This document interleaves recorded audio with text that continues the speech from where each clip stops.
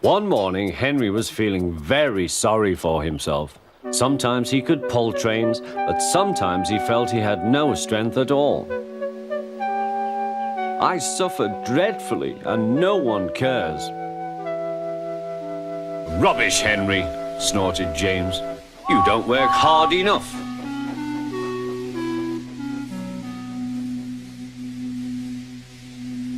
Sir Topham Hatt spoke to him too. What's wrong with you, Henry? You have had lots of new parts and new paint too, but they've done you no good. If we can't make you better, we must get another engine instead of you to do the work. This made Henry, his driver, and his fireman very sad. Sir Topham Hatt was waiting when Henry came to the platform. He had taken off his hat and coat and put on overalls. Henry managed to start, but his fireman was not satisfied. Henry is a bad steamer, he said to Sir Topham Hatt. I build up his fire, but it doesn't give enough heat.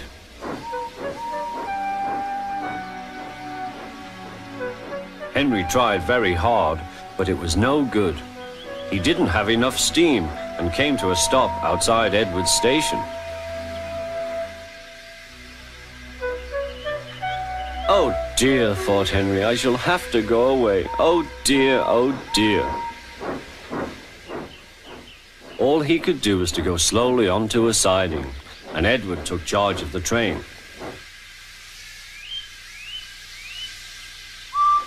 Sir Topham Hatt and the fireman went on discussing Henry's troubles. What do you think is wrong, fireman? Asked Sir Topham Hatt. Excuse me, sir, he answered, but the fact is the coal is wrong. We've had a poor lot lately, and today it's worse. The other engines can manage, they have big fireboxes. Henry's is small and can't make the heat. With Welsh coal, he'd be a different engine. It's expensive, said Sir Topham Hatt, but Henry must have a fair chance. James shall go and fetch some.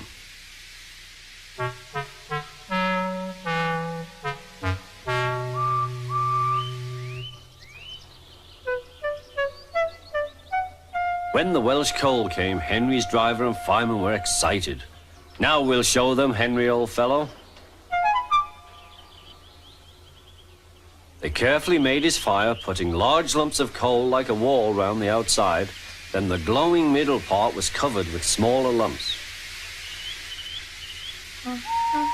You're spoiling my fire, complained Henry. Wait and see, said the fireman. We'll have a roaring fire. Just when we want it. The fireman was right. When Henry reached the platform, the water was boiling nicely, and he had to let off steam. How are you, Henry? Beep, beep, whistled Henry. I feel fine. Have you a good fire, driver? Never better, sir, and plenty of steam. No record breaking, warned Sir Topham Hatt. Don't push him too hard. Henry won't need pushing, sir. I'll have to hold him back.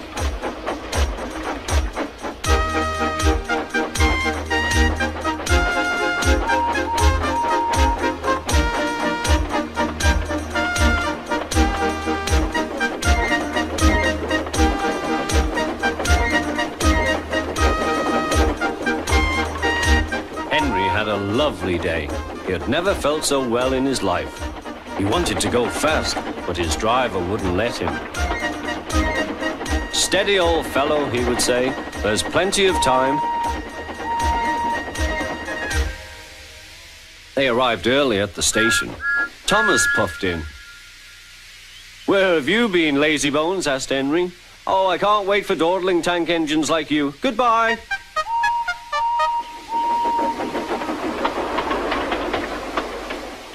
Whoosh, said Thomas to Annie and Clarabel.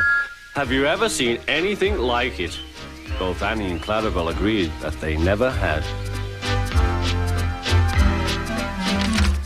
One winter evening, Henry's driver said, We'll be out early tomorrow. We've got to take the flying kipper. Don't tell Gordon, but I think if we pull the kipper nicely, Sir Topham Hatt will let us pull the express. The special coal they gave you is working well.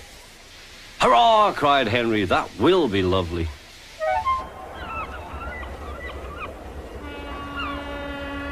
All kinds of ships use the harbour at the big station by the sea. There are passenger ships, Cargo ships and fishing boats also come here. They unload their fish on the quay. Some of it goes to shops in the town, and the rest in a special train to other places far away. This is the train the railwaymen call the Flying Kipper.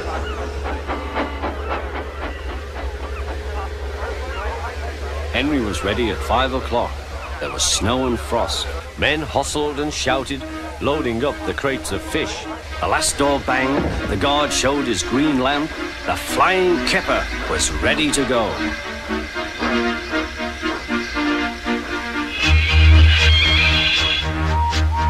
Come on, don't be silly, puffed Henry to the freight cars. The cars shuddered and groaned, trock, trick, all right. That is better, puffed Henry.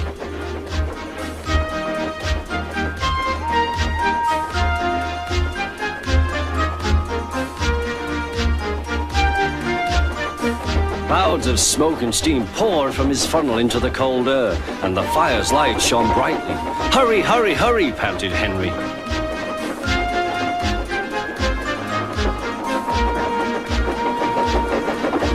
They were going well. The light grew better. Signal light shone green as they passed.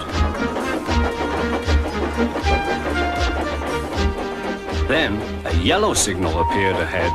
His driver prepared to stop, but the home signal was down. All clear, Henry. Away we go. They couldn't know the switches from the main line to a siding were frozen, and the home signal should have been set at danger, but snow had forced it down. A freight train was waiting in the siding to let the Flying Kipper pass, and the driver and fireman were drinking cocoa in the caboose. "The Kipper is due," said the conductor. "Who cares?" said the fireman. "This is good cocoa." The driver got up. "Come on, fireman, back to our engine." They got out just in time.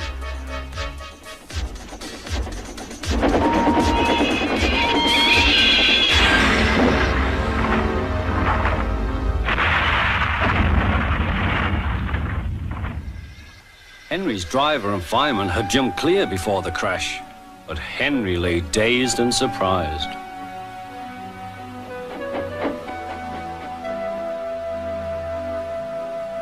Sir Topham Hatt came to see him. "The signal was down, sir," said Henry. "Cheer up, Henry, it wasn't your fault.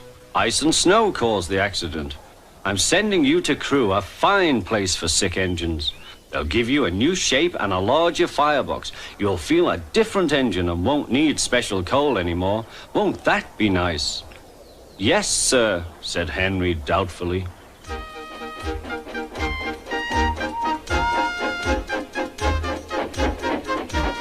Henry liked being at Crewe, but was glad to come home.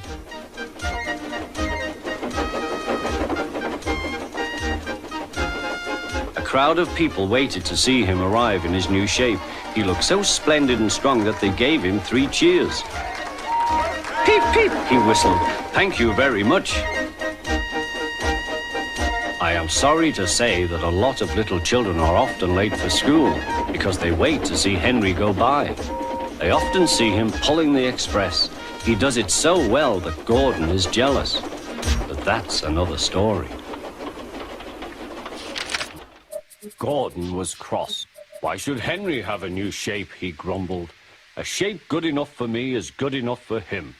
He goes gallivanting off to Crewe, leaving us to do his work, and comes back saying how happy he feels. It's disgraceful."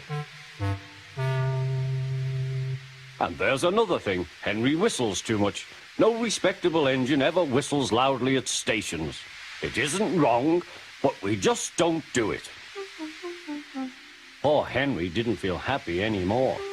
"Never mind," whispered Percy. "I'm glad you're home again. I like your whistling." "Goodbye, Henry," called Gordon. "We're glad to have you with us again, but remember what I said."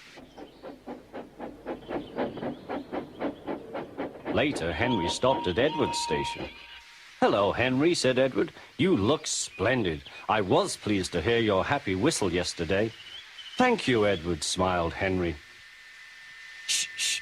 Can you hear something?" "It sounds like Gordon," said Edward. and it ought to be Gordon. But Gordon never whistles like that. It was Gordon. He came rushing down the hill at a tremendous rate.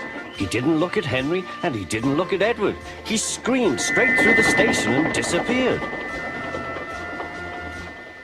Well, said Edward. It isn't wrong, chuckled Henry, but we just don't do it. And he told Edward what Gordon had said.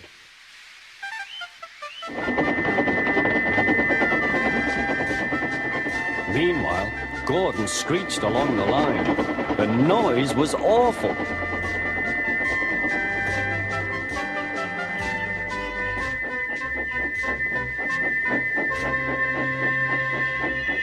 At the station, everyone held their ears. Sir Topham Hatt held his ears too. Take him away, he bellowed, and stop that noise! Gordon puffed sadly away, but he wouldn't stop whistling until two fitters climbed up and knocked his whistle valve in place. That night, Gordon slunk into the shed. He was glad it was empty. It isn't wrong, murmured Henry to no one in particular, but we just don't do it. No one mentioned whistles. Next morning, Henry was enjoying himself enormously. I feel so well, he sang. Trickety-trock, hummed his coaches. Then he saw some boys on a bridge. Peep, peep, hello, he whistled. Oh, he called. The boys didn't wave and take his number. They thought it fun to drop stones on him instead. They've broken our glass! They've broken our glass! Sobbed the coaches. The passengers weren't hurt, but they were cross. Call the police! No, said the driver. Leave it to Henry and me. What will you do? They asked. Can you keep a secret? Yes, yes. Well then, said the driver. Henry is going to sneeze at those boys.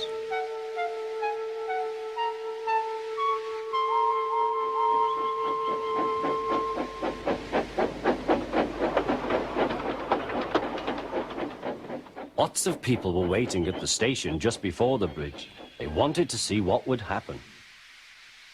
Henry has plenty of ashes, said the driver. Please keep all windows shut till we have passed the bridge. Henry is as excited as we are, aren't you, old fellow? Henry was feeling stuffed up. Soon they could see the boys, and they all had stones. Are you ready, Henry, said his driver. Sneeze hard when I tell you. Now, he said. Achoo, shoo!